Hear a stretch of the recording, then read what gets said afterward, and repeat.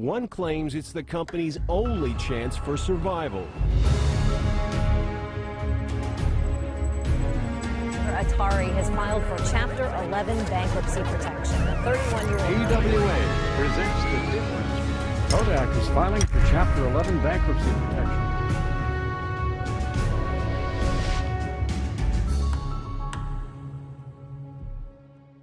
What's up guys, my name is Jake and welcome to the 18th episode of Bankrupt. If you've ever shopped for kitchen utensils, home goods, linen, or if you just moved into your college dorm and you need the essentials on a budget, then Bed Bath & Beyond was probably your go-to store. And it makes sense why. Their locations were quite literally filled to the brim with an enormous selection of merchandise. Over the last 50 years, the retailer built a massive presence in North America, operating well over 1,500 stores with over 60,000 employees. And unlike their peers who had seen a great decline through the late 90s and early 2000s, the company actually thrived all the way up to 2017. But recently, that all came crashing down, and most of the unique competitive and corporate advantages the retailer once profited from had now killed them. This is an interesting one. So today, let's find out where this recently thriving retailer came from, and the many missteps and executive complacency that ultimately led them to bankruptcy. This video is sponsored by me. My brand new merch is out right now at shop.brightsunfilms.com. Stick around to the end of the video to find out more. It began with Leonard Feinstein and Warren Eisenberg. The two men were working at a dying discount department store called Arlen's, and both of them had seen the writing on the wall. They also saw the industry moving towards specialty stores for individual product categories. So they decided to partner up and create just that, a specialty store focusing on bedroom linen and bathroom products. They called it Bed & Bath and opened their first store within a strip mall in Springfield, New Jersey. It was 1971 and their small store did pretty well, carrying brand names with customers clearly liking the boutique-style feeling of a specialty store in home accessories, especially at a time when the suburban middle class was growing. So Bed & Bath expanded further through the 70s and into the early 80s, opening another 17 stores across the Northeast US and California. But their retail position was being challenged by other small-scale retailers focusing on the segment as well, mainly linen and things. They even had a similar name, so Eisenberg and Feinstein came up with something to differentiate themselves. They called it the Bed & Bath Superstore concept, and opened one in 1985. They absolutely packed this new 20,000 square foot store with just about every choice you can imagine from their existing product categories. But they also built out an extensive home furnishing section as well. This gave customers the blessing of choice, packing multiple brands, colors, sizes, and fabrics. This is now known as a category killer, meaning they offered an unmatched selection in a single category, and they did this all at affordable prices. Bed & Bath wanted to become the go-to store for those specific needs, and this more or less worked, becoming a pretty large hit with their target customers. Since the stores were now offering home furnishing products, in 1987 they changed their name to reflect this new superstore direction, changing it to what we know now as Bed Bath & Beyond. Through the late 80s and into the early 90s, the brand continued to expand, but only in a modest capacity, opening just 7 new superstores by 1991. Sales, on the other hand, were anything but modest, blowing past $130 million with an impressive net income of $10 million, all of which was just funneled back into the company for future growth. Feinstein and Eisenberg were known to be frugal bosses, saving money wherever they could, and that helped keep profits high. Though the two did concede to industry trends like an electronic inventory system. Management also emphasized the importance of customer service. Bed Bath & Beyond already broke the mold of existing home goods stores, making shopping for home decorations and comforts a fun and somewhat engaging experience. The company wanted to reinforce that by making other aspects just as pleasant, and they did so by offering a generous return policy, keeping stores clean and tidy, offering free shipping, and cultivating a fast and friendly purchasing environment. This kept customers customers coming back and allowed the word of mouth to be their primary source of marketing. With over 30 stores now operating across the states, Bed Bath & Beyond went public on NASDAQ in mid-1993. Bolstered by the launch of their new flagship Manhattan store, the company's stock was a hit, nearly doubling its IPO in less than a year, all while the company reported record sales of $216 million and equally stellar earnings. Competition was fierce though, as Linen & Things essentially copied their entire product and layout strategy. Their market share and overall sales were climbing as well. Regardless, Bed Bath & Beyond continued to gradually expand through the late 90s, entering the e-commerce space through a buyout in 1998. Sales were exceeding expectations, and just before the turn of the millennium, the company reached sales of $1 billion in 1999, with an impressive $200 per square foot in sales, with over 250 stores. But the year 2000 would skyrocket them into even further growth, as sales had now doubled to $2 billion and an additional 50 stores, marking territory in 41 states. Through the early 2000s, the company continued to expand aggressively. The brand had now reached across America, with a brand image as equally massive as their growth strategy. Bed Bath & Beyond became an integral part of the home furnishing shopping experience for many Americans. Along with their established pro-consumer practices, the brand heavily encouraged coupon use, sending out millions of the well-known blue 20% off coupons. This was a clever marketing strategy and proved to be quite successful, drawing in millions of deal-hungry shoppers. By 2005, net income had soared to over $500 million and crossed over $7 billion in sales. The company was well loved by both consumers and Wall Street, with many analysts adoring the huge returns the company's stock generated, up more than 4,000% since their IPO.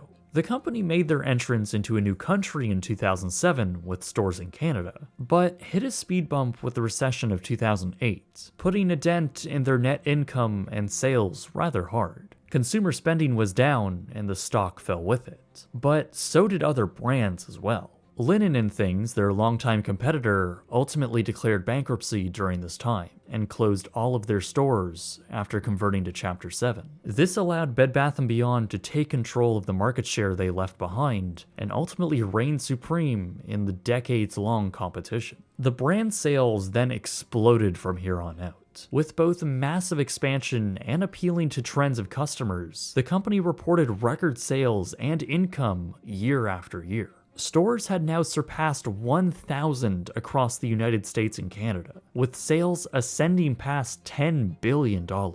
By 2013, the brand made an astonishing $1 billion in net income, which is a pretty incredible feat for a retailer, especially in the early 2000s, not to mention the fact that they only had 250 stores just 13 years prior. However, the cracks in the foundation of this enormous retailer were starting to form.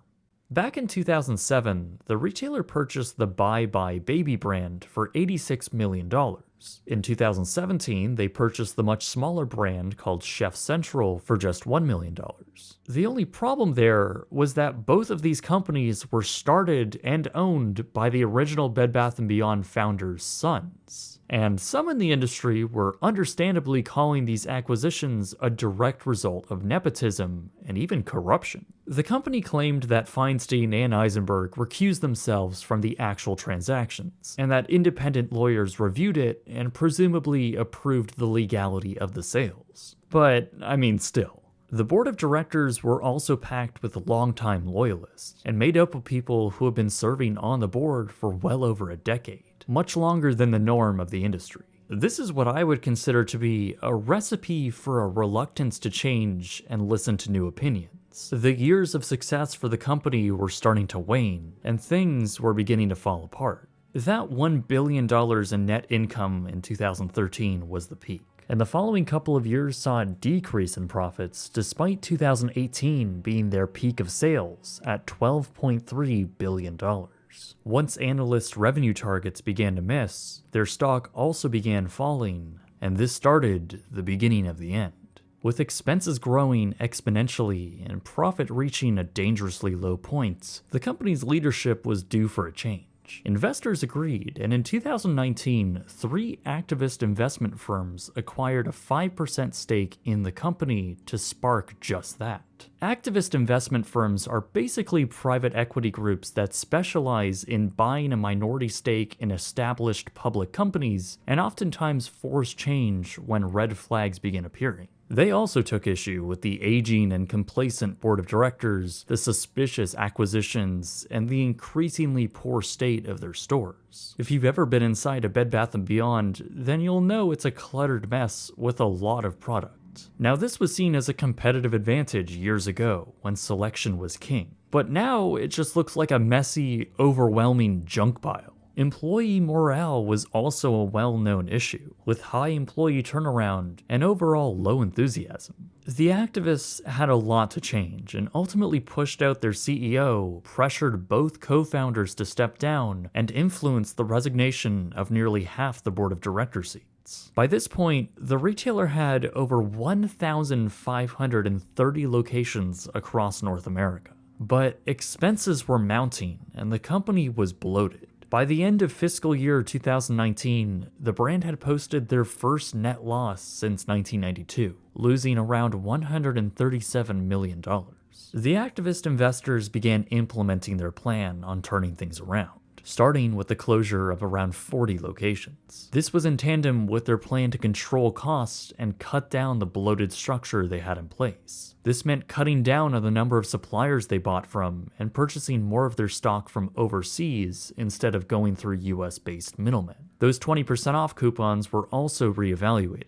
Many people used them as the only reason to shop there and hesitated purchasing anything else that wasn't on sale. Management's response was to place limits and tone down coupon use and distribution, though this likely had more negative effects than good. The customer experience was also looked at with a microscope, testing out new store concepts like the implementation of a cafe. Lab stores were open to test new product categories like food and drink, all while the company announced they would be investing in private label brands to help set their merchandise apart from others. This was another aspect of the business the company had been struggling with. Consumers found it difficult to find a reason to shop at Bed Bath & Beyond when everything sold there could just be found online, in some cases direct from the product's brand. For some, those stores became a showroom to test out what those products felt like in person, and then just order them online. It also didn't help that Bed Bath & Beyond's website was a clunky mess that wasn't very pleasant to use, especially compared to other competitors in the space. So their market share in the online sphere was minimal at best. To make matters even worse, the pandemic hit. Stores were shuttered across the states in accordance to local health procedures. A massive shift was made to online commerce, and the company's footprint there was just not up to standard.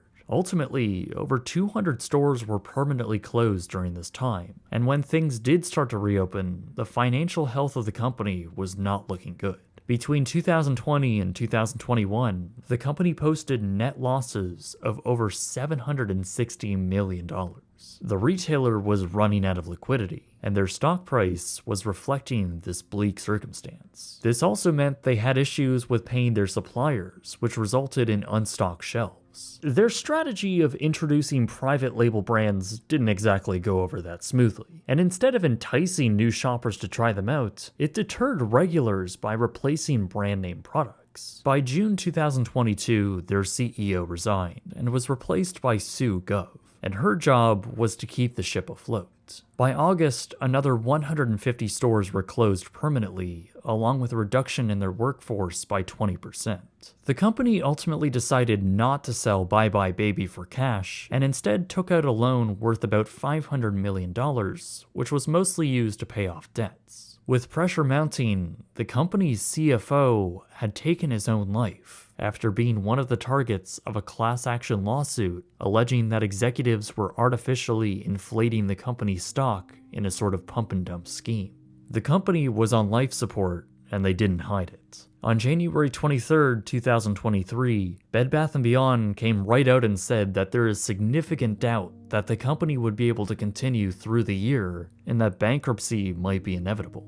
However, their CEO did state that they have a clear vision for the future of the brand and that they just need time to execute. But the reality of this would be put into serious question as banks began halting lines of credit, fearing insolvency. A restructuring company was hired, and the retailer announced they would be shutting down their Canadian division. The brand was running out of cash on hand, and with mounting losses and poor sales through the first quarter of 2023, bankruptcy was becoming more and more of an inevitability. On March 30th, Bed Bath & Beyond announced a $300 million stock offering. If all of this stock was sold, this would generate around $1 billion for the company. But they also stated that if it didn't sell off, they would likely be forced to declare bankruptcy. Sure enough, their stock offering didn't pan out very well, and on April 23, 2023, Bed Bath & Beyond had declared Chapter 11 bankruptcy protection. The retailer had over $5.2 billion in debt. For years prior to the bankruptcy, the company had been looking for a buyer to take over operations. Their position remained unchanged on that, but stated that if they couldn't find a buyer in time, they would just liquidate everything. So without delay and seemingly no buyer interested, the brand began winding down operations just as their stock plummeted and was ultimately delisted. Stores across the country, all 360 of them, began liquidating their stock. The famous 20% off coupons finally met their end and were no longer accepted the day the liquidation began. Bye Bye Baby, their subsidiary retailer, also began liquidations, closing all of their 120 locations. Stores then began closing all around the country, signifying the end of Bed Bath & Beyond's physical existence in the retail landscape. Their stock went from a high of $80 in 2014 to just 43 cents a few days prior to their bankruptcy. It was an enormous fall from grace, but one many saw coming. While the original co-founders had a vision and built an incredibly successful and well-loved company for decades, the management within, in the later years, seemed to have gotten too comfortable with all of that success. They became the product of the very thing they created the company to go against. Bed Bath & Beyond was a trendsetter in the industry. It was the new era of retail from the post-war discount stores into a boutique-style category killer. But they got complacent with the brand's success, and the strategy that set them apart initially began to get old and outdated.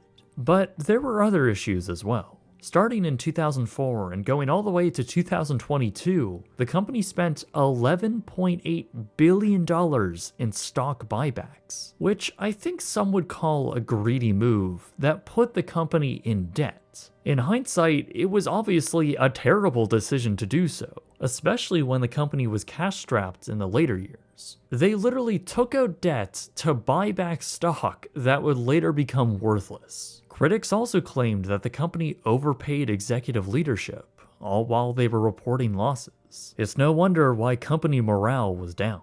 The retailer also just offered little reason for the modern shopper to walk in. They had no exclusive brands, and the shopping experience was chaotic and overwhelming for some, and their online presence was just not up to standard. Prices in their stores were also just expensive. Actually, they're kind of ridiculous. This ugly resin and probably faux marble trash can is $72? And this soap pump is an egregious $85. You can get a real marble pump for literally half the cost at an upscale home goods retailer like CB2. I mean, these product prices were insane. Shoppers were just falling out of favor with them. And I know that because I was one of them. When I first got my own apartment, I frequented their stores quite often, and I'm sure many of you can relate. But in my own experience, I found their stores to be a complete mess of products, most of which didn't seem to match the quality of the price point. It felt more like a junky store filled with a bunch of as-seen-on-TV crap, most of which you could just find on Amazon rather than spending the gas money to drive all the way out there to one.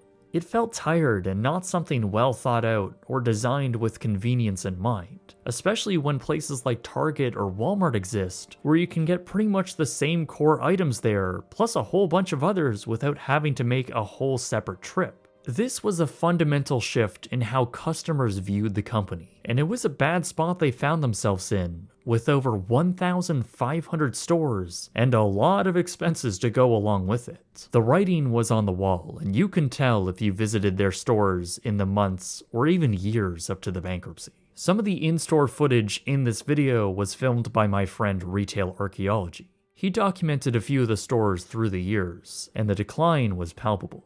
The bankruptcy of Bed Bath & Beyond is interesting though, as their rise to popularity was relatively recent. Most mega brands in the US like Sears and JCPenney saw their rise in the 80s, 90s, and early 2000s. But Bed Bath was different. They saw most of their success in 2013, generating the most sales and the largest reach in 2017. Their growth was monstrous, and for millions of people, it was the go-to place for your household goods. But just as quickly as their rise, they found themselves with an aging strategy that didn't work in the way they had it structured. Their corporate structure and unwillingness to adapt and recognize new trends ultimately killed them off. It's unclear as to what will happen to the company from this point on. It will likely exist in some e-commerce fashion, probably snatched up by Tai Lopez, since that's for some reason the new trend. Or maybe it isn't. Regardless, this is likely the end of the line for the retailer. One that was started half a century ago, thrived for decades, but is likely now beyond recovery. Look, Bed Bath & Beyond made it out of the 2008 recession rather unscathed.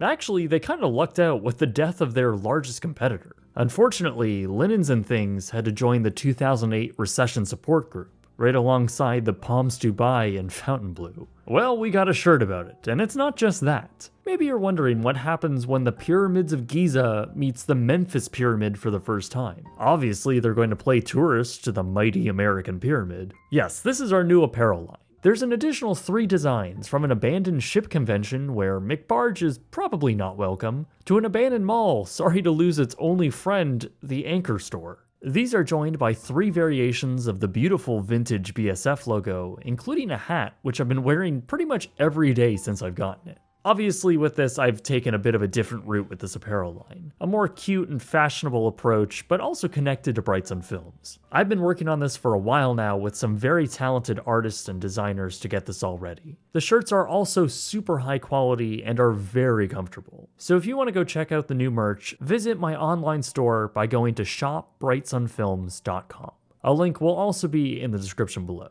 Thank you so much for all of your support. I really do hope you enjoy the new merch, and please send me pictures of you wearing them for a chance to be featured in a future episode of Bankrupt and Abandoned. My name is Jake, and thank you very much for watching.